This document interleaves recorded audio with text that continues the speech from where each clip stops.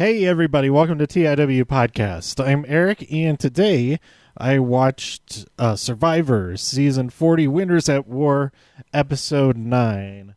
War Isn't Pretty. So the title of this episode, it was said by Jeff Probst, and I'm not really a fan of his quotes getting the episode name, because they're like, it wasn't like an off the cuff thing. I'm pretty sure he had planned to say that. So for that to be, anyway, it's a lot. I just think it's a lot more fun when it's something that somebody just says in conversation or in a confessional or whatnot, instead of something that Jeff Probst says. Anyway, spoilers away if you haven't seen this episode yet and don't want to find out what happens. Then go watch this episode. This is a really good one. I did not watch it on Wednesday night. I watched it early Thursday morning. I'm recording this on early Friday morning. But Maggie had messaged me that something, and then I was like, "What are you doing? I haven't watched it yet. You got to start our conversations with, have you watched Survivor yet?" But I was mostly jokingly saying that. But what was I saying? She said something, and then I had kind of an expectation the entire episode that something was going to happen, and I got 4 vote points. That makes up for so much, because I only got 1 single point from my survivors, Tyson and Yule, in my fantasy thing, and I'm still number 1 in the tribe rankings. Yes, this is fantastic. How's the whole group doing? I'll talk about the results so you can see. I'm only 1 point ahead. Oh my gosh, I was like, just scraping by here. Man, where is? Oh, they're doing good. They're doing good. Maggie and Jeff hanging in there. I think Jeff jumped quite a few spots in that episode. How many points did he get? He got 9 episode points. Holy crap. All right, hold on. I gotta message them about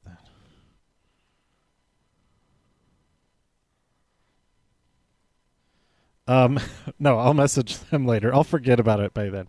But anyway, I played some I've been playing Animal Crossing, and it's been fun, and it relates to Survivor because you're on islands and stuff. And I visited a wrestling friend, wrestle chat friend, her island, and it is incredible. She has all this. She has like a Stonehenge. She has an Easter Island statue, which I forgot to take a picture of, and just it's incredible. Like the amount of detail and attention to the layout and everything. It's fantastic.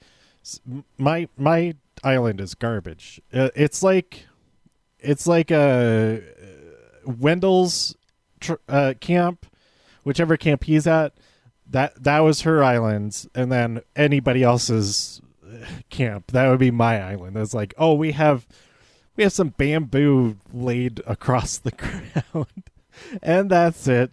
It's not even tied together. It's just like it's lined up next to each other, but you know, if you look at it wrong, it'll fall apart. Anyway, I need to get some sleep after this for sure. But I wanted to get at least one of these episodes recorded today because we have SmackDown later tonight. I'll be watching that. I'm excited to see what happens on there, but this isn't a wrestling episode. I'm not going to talk about that. Okay, Survivor. Back to Survivor. Michelle is mad that Wendell was voted out, despite that she wanted to get him out, except that she wasn't in on that plan. So, like, if she had known about it, she probably would have also voted him out. But because she didn't vote for him, that got her one of his fire tokens. So that's how we ended up last week. So she has a total of 4 fire tokens, which the people on Edge of Extinction know or suspect that she does have 4 for their what's the word? Their accumulated knowledge, their cumulative their cumulative knowledge is that she has 4.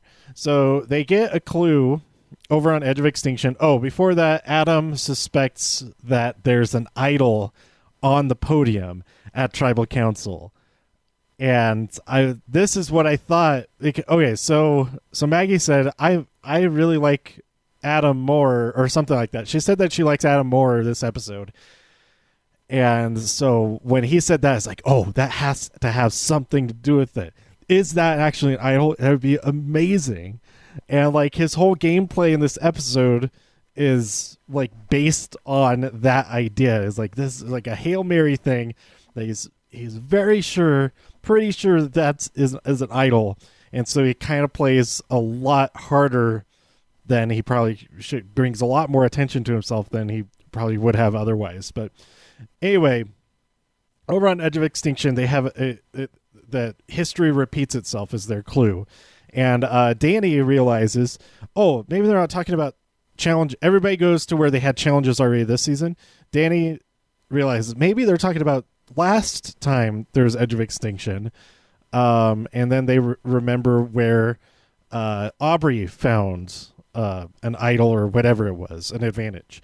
And so they go down, it's along the steps, and there's like in a little hole, like going up the steps there, and they find it. And so Parvati and Danny are there, and they're like, oh, okay, they're figuring out who they should sell it to. And they know that Michelle has the most tokens because they can name their price. They can put however many fire tokens to get that advantage. And it's a 50-50 token, which doesn't seem that great. It could really screw you. If you're in a situation where you need to use it, then you're like screwed if you don't flip safety. But anyway, it still is an advantage, but they charge 4 fire tokens for it. And then they're about to keep it secret, but then they're like, oh no, we got it. We'll tell you that we found the thing and that we're selling it for that because we want to buy food, and then we'll share it with everybody and all that. So it's kind of a nice thing, a nice gesture, I guess. But yeah, I'm excited to see how that plays out because Michelle does buy it, because after winning reward, I'll talk about the reward challenge in just a second, but her team goes on reward, and then they had it was Chinese takeout as the reward, and they had fortune cookies, and the 2 that she drew said something about, as your purse is empty, your fortune, or your what is it? What did it say? It said, as your purse empties, your soul fills, or something weird like that. So she took that as a sign that, like, oh, I have all these fire tokens. That's my purse. If I empty my purse, then good fortune will come upon me or something. But anyway, that reward challenge, we had 2 teams, a red and a blue team. Team captains were Jeremy and Kim, I believe. Denise was left out, so she couldn't get the food either way.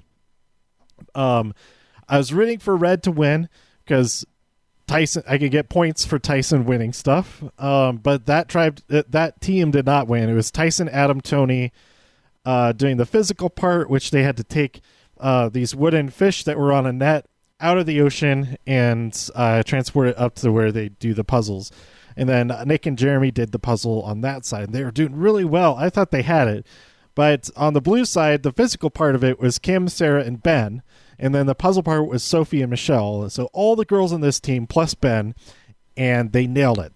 They came from behind. They had a little bit more challenge with getting the stuff up the beach and everything, but they caught up and they surpassed the red team.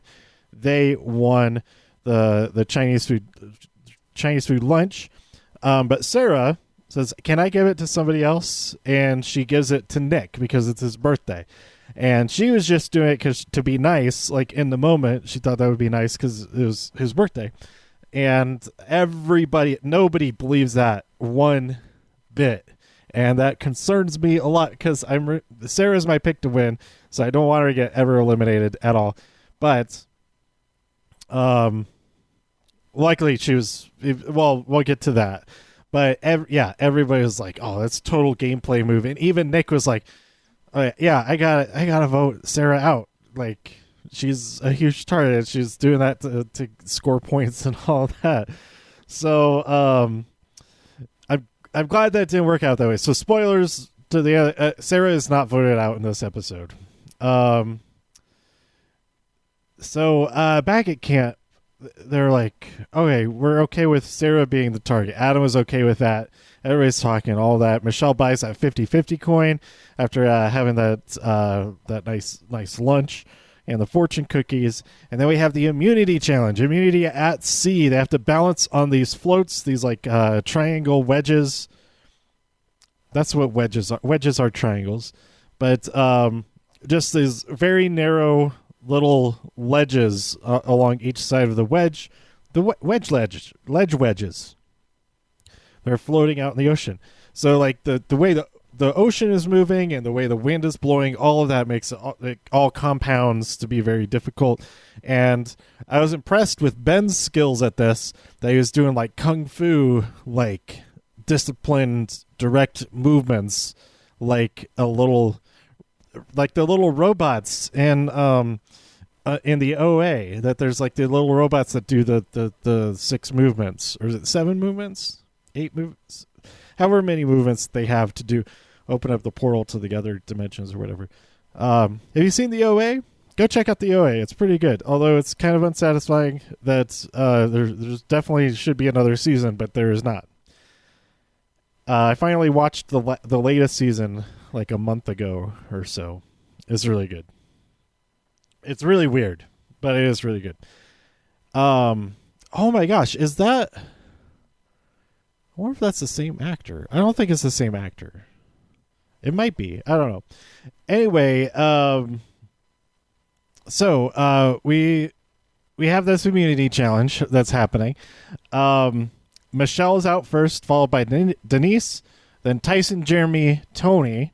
So it looked at first like all the girls were going to be eliminated first, but then 4 guys in a row, Adam out, then Sophie, Nick, Sarah, and they came down between Kim and Ben. So it alternated after that initial run. So the last 5 alternated male and female, and Kim wins the immunity challenge. That's 2 weeks in a row, right? Or was it Denise that won last week? Oh, do I have my notes here? I think I might have my notes right here. Let's see. No, it's the other notebook, I think. Anyway, so Kim is safe, and then I don't know. It seemed like she was kind of taking charge and like calling the shots when they got back to the beach. But everything quickly, it didn't matter at all because everything just was out the window. It was just chaos. Everybody like, okay, we should vote for Adam. No, we should vote for Nick. No, we should vote for Sarah. No, we should vote for. It was mostly those 3. Well, Tyson was a target for a moment, and then Tyson said, like, "Oh, we should vote for Adam." Because he's throwing people's names around because he's tight with Ben, and then Adam goes to Ben. He's like, oh, "Who's saying that we're tight together or whatever? Like, where's that coming from?" And then, or Ben is asking him like, "Who is saying that?" And then Adam wouldn't say because he wanted the target to be somebody else. It was all just chaos. And then Adam, seemed to be sort of motivated. He was somewhat motivated by this idea that the fleur-de-lis little thing on the front of the podium at Tribal Council where Jeff stands, that was a hidden immunity idol hidden in plain sight at Tribal Council, which would be so amazing. But because it's the same design as Denise's idol that she used successfully, that he was in on with that whole situation. But anyway, they get to Tribal Council. Ben and Adam are just going at each other, like just arguing while everybody else is whispering all the walk over to whisper to each other and all that. So this is just even more chaos. And Adam asks is like, who's voting for me? Are you writing my name down? And it is silence from everyone. And then you could play the whole or whatever. Curb Your Insight. Ba ba ba ba. Ba ba da ba. The and Curb Your Enthusiasm when Larry David, he's just like trying to size up if somebody is telling the truth or not. It's totally that kind of moment.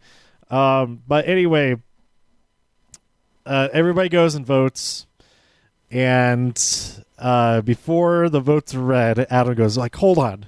He walks over the podium. He's like, "I think this might be something," and then he's like tugging at it and all of that, and it's like, no, it's stuck on there. It doesn't come off. And then Jeff is like, "What are you doing?" It's like, "Oh, I thought that might be an idol." He's like, "Oh, this thing that is stuck that you can't remove." It's like, I wanted to try it. And then Jeff is like, "Are you sure? Are you sure it isn't?" It's like, "Yeah, I want to play that." It's like, "You want to play it? Okay." It is. It is not a hidden immunity idol. So Adam gets 8 votes. The only people who don't vote for him are himself. He votes for Sarah, but Sarah and I think Nick both vote for Adam. Yeah, Nick had to have voted for Adam because he can't vote for himself, and Adam votes for Sarah. So I thought that was really interesting. The only votes that were not for Adam were also were cast by the people who also received votes. I think that's a significant thing. The way I worded that is kind of weird. But yeah. So I think everybody had an idea of what was going on. Nick knew what was going on.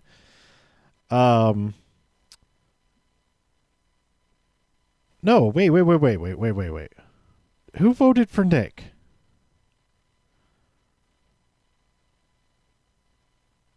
Sarah voted for Nick. That's right. But who else voted for Nick? Oh, I don't remember now. I think it might have been, let's see, Survivor, Winners at War. Let's go down to the voting history. Voting, history, where's the voting? There it is. Okay, Denise, okay. So never mind what I said. But Sarah voted for Nick, and Denise voted for Nick. I don't know what that means as far as are Denise and Sarah working together now? Or did they just throw those votes that way in case Adam did have an idol to keep Sarah safe?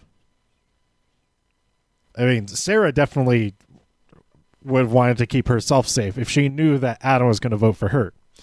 So I'm glad, even though, so Sarah had a huge target on her for giving that reward, her spot in the reward to Nick.